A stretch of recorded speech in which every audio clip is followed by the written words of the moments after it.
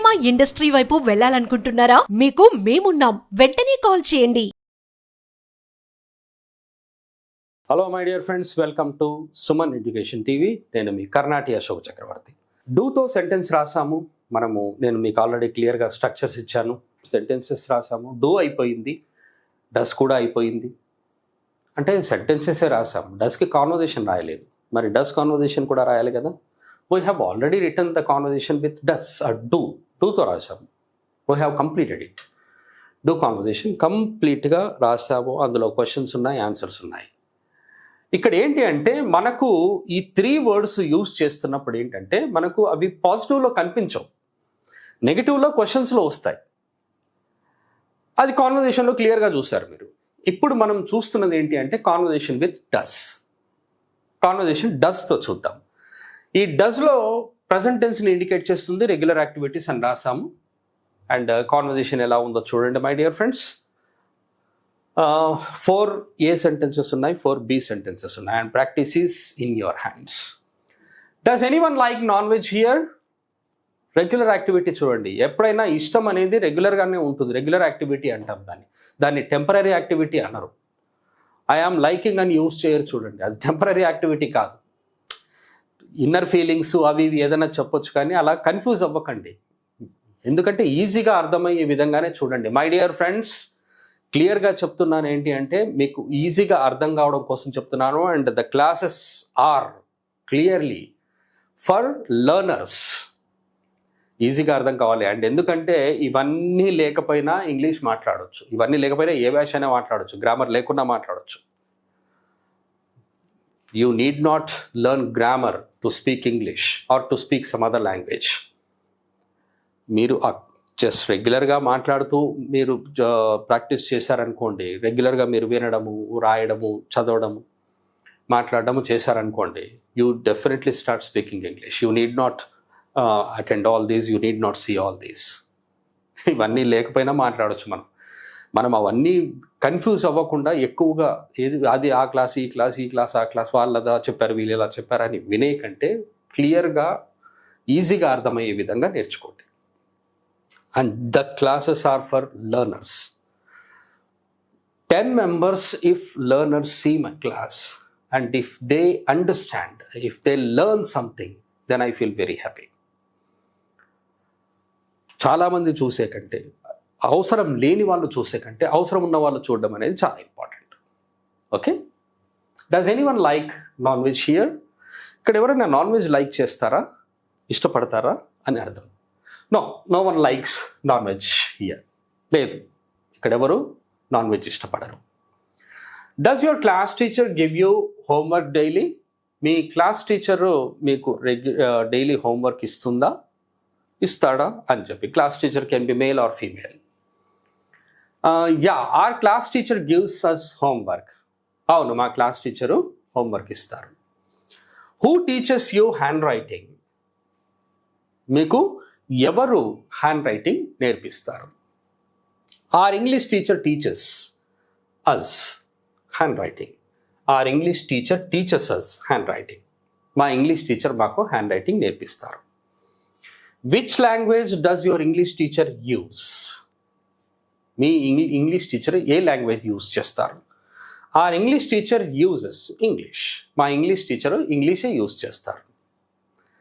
చూడండి ఎంత కాన్వర్జేషన్ ఎలా ఉందో.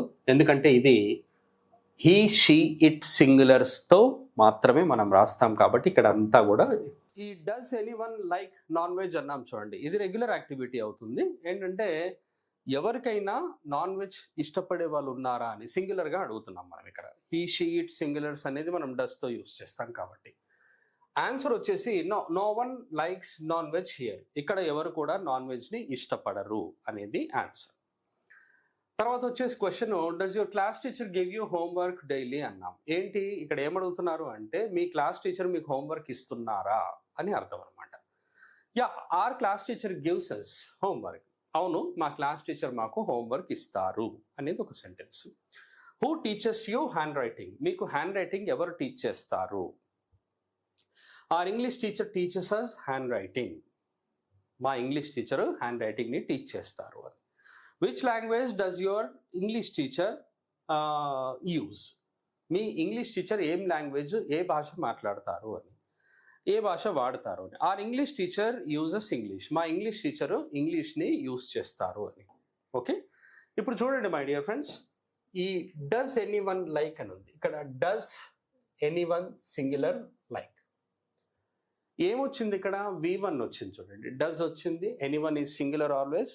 అయితే ఇది ఏంటి మై డియర్ ఫ్రెండ్స్? డస్ వచ్చింది కాబట్టి this is called helping verb question. No one likes అన్నాం, ఇది ఆల్రెడీ నెగటివ్ సెంటెన్స్.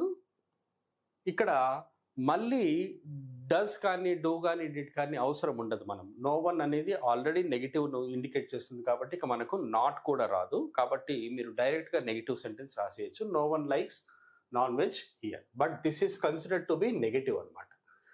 ఎప్పుడైనా కూడా నో వన్ వచ్చింది అంటే ఇక నాట్ అవసరం ఉండదు. Right. Does your class teacher give you homework అన్నాం. What is this sentence my dear? Does వచ్చింది and this is called HB question. ఇది హెల్పింగ్ వర్బ్ క్వశ్చన్. డస్ ఉంది, యువర్ క్లాస్ టీచర్ గివ్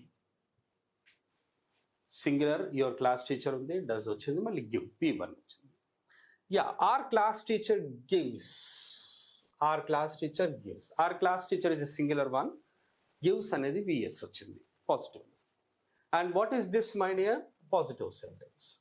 అలాగే మనం ఎప్పుడు కూడా పాజిటివ్ సెంటెన్స్లోనే VS వస్తుంది, ఇక నెగిటివ్లో క్వశ్చన్లో రాదు. ఎందుకంటే VSకి బదులు మనం డస్ రాస్తాం. డస్ రాస్తామంటే V1 రాయాలి.